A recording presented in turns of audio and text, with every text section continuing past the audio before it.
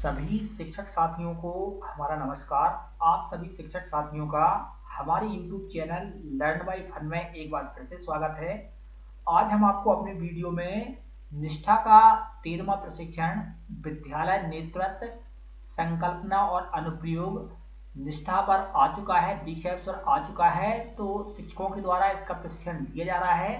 तो इसकी जो अंतिम प्रश्नोत्तरी है 10 मार्क्स की जो होती है, तो उसमें 10 में से 10 अंक कैसे आप प्राप्त कर सकते हैं, साथ ही साथ उससे संबंधित कुछ महत्वपूर्ण जानकारी और उसे कैसे आप अटेम्प्ट करेंगे, आज हम आपको अपने वीडियो में बताएंगे। यदि आपने अभी तक हमारे चैनल को सब्सक्राइब नहीं किया है तो अनिवार्य रूप से आप हमारे चैनल को सब्सक्राइब कर लें, साथ ही साथ बेल आइकन को दबाएं जिससे हमारी वीडियो का नोटिफिकेशन तुरंत ही आपके पास प्राप्त हो सके। तो अब हम आपको बताते हैं कि कौन कौन से क्वेश्चन हैं। तो आप देख सकते हैं जैसे आप प्रश्नोत्तरी को प्रारंभ करते हैं तो इस तरीके से आपके सामने प्रश्नोत्तरी ओपन हो जाती है।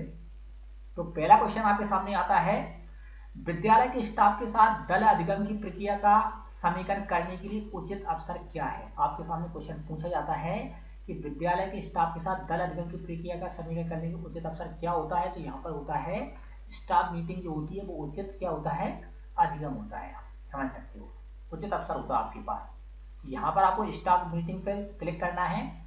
विद्यालय नेतृत्व का सीधा प्रभाव छात्र अधिगम पर पड़ता है, इसका अर्थ है, तो इसमें क्या लगा सकते हैं, यहाँ पे देख सकते हैं विद्यालय प्रमुख द्वारा कक्षा में अधिगम प्रक्रिया में सम्मिलित होना, यहाँ पर आपको टिक करना है। विद्यालय नेतृत्व का सीधा प्रभाव अधिगम पर पड़ता है, इसका अर्थ क्या होता है, इन्होंने इस तरीके से पूछा है। इसमें 4 ऑप्शन आपके सामने शो हो रहे हैं, उसमें से आपको टिक करना है। तो आप देख सकते हैं यहाँ पे नेतृत्व के रूप में उन्होंने क्लियर बोला है। तो नेतृत्व के लिए जो नेतृत्व होता है विद्यालय प्रमुख ही इसमें रहता है, तो विद्यालय प्रमुख द्वारा कक्षा के अधिगम में यहाँ पर आपको टिक करना सेकंड नंबर का।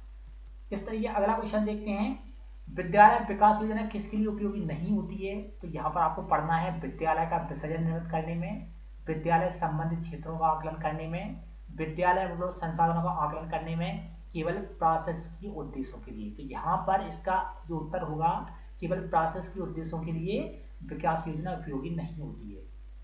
अगला क्वेश्चन देखें, इसमें से कौन सा विकल्प सक्रिय अधिगम नहीं है।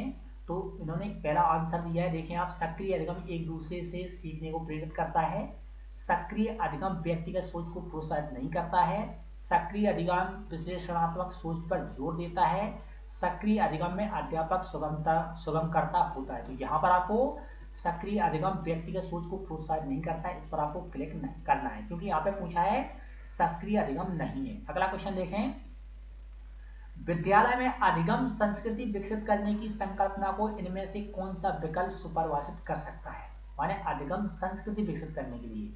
तो पहला देखें यहाँ पे, अधिगम प्रतिफल, विद्यालय विकास योजना, साझा दृष्टिकोण का निर्माण करना और दल अधिगम। तो यहाँ पर दल अधिगम जो होता है उसके द्वारा अधिगम संस्कृति विकसित करने की संकल्पना होती है।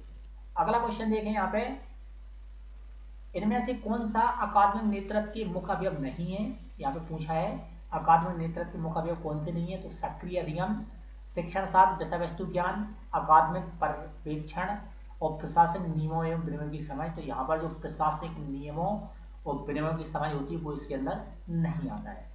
अगला क्वेश्चन देखें, शिक्षण शास्त्र विषय वस्तु ज्ञान की संकल्पना में निम्न में से कौन सा बिंदु सहायक नहीं होता है।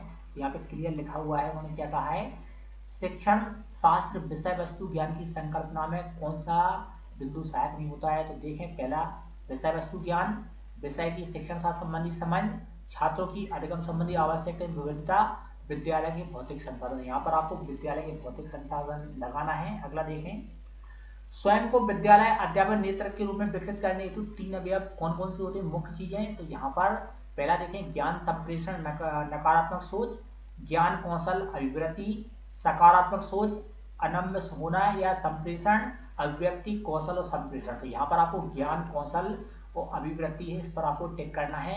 अगला देखें, विद्यालय प्रमुख के तौर पर विद्यालय नेतृत्व की क्या भूमिका होनी चाहिए। तो पहला है, एक नेतृत्वकर्ता के रूप में, लीडर बाय पोजीशन के रूप में, लीडर बाय एक्शन के रूप में, लीडर बाय पोजीशन के साथ साथ लीडर बाय एक्शन होना चाहिए। तो यहाँ पर आपको अंतिम वाला लगाना है। अगला देखें, इस तरीके से प्रभावशाली नेतृत्वकर्ता बनने के लिए स्वयं के कौन से 2 महत्वपूर्ण गुण आवश्यक हैं, माने प्रभावशाली नेतृत्वकर्ता बनना है तो कौन से 2 गुण होना चाहिए।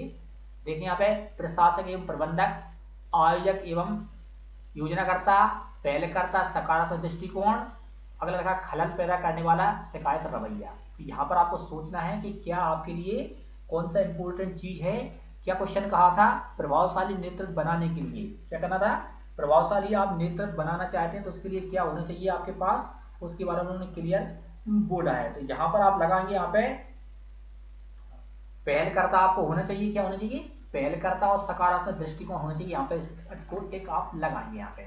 अगला क्वेश्चन देखें, इस तरीके से आप देख सकते हैं 10 क्वेश्चन थे टोटल क्वेश्चन, 10वां अटेम्प्ट हो चुके हैं। यहाँ पर आप सबमिट करते हैं तो आप इस तरीके से देख सकते हैं इसको 10/10 इस तरीके से आप 13 जो आपका प्रशिक्षण है उसकी प्रश्नोत्तरी की अंतिम प्रश्नोत्तरी को आसानी से अटेम्प्ट कर सकते हैं। यदि आपको हमारा वीडियो पसंद आता है तो वीडियो को लाइक करें और ज़्यादा से ज़्यादा शेयर करें।